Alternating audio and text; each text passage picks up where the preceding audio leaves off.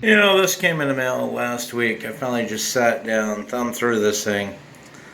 Well, maybe this FT710 Icom V3500. A couple other things. There's really nothing in this magazine, anything new in the amateur radio market that even interests me. It's pretty sad.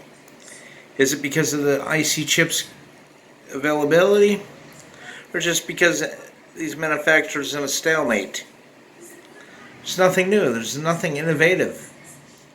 Nothing that excites me anymore. Maybe 30 years in the hobby, I'm just getting burnt out. But anyways, HT lineup. Nothing's changed in the last year, so I don't know. I just can't seem to get excited over anything.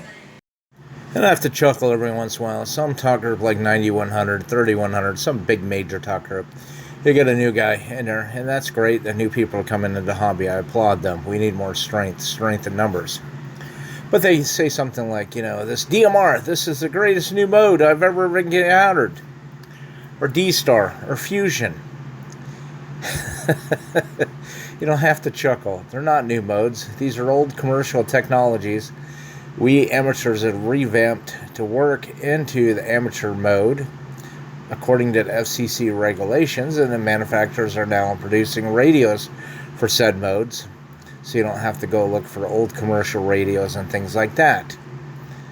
Nothing is new. Whatever happened to compandered sideband in the 80s, I thought that was going to take off, but anyways, there's nothing new. You might get a new digital mode like FT8.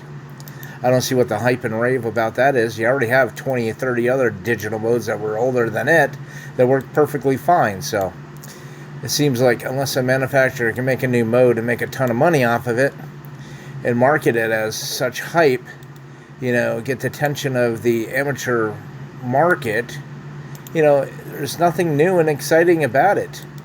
And just like I said, FT8, JT65, I don't use those modes. Just give me old PSK31, old traditional Morse code. I even like slow scan TV. Anyways, everybody be safe, 7-3.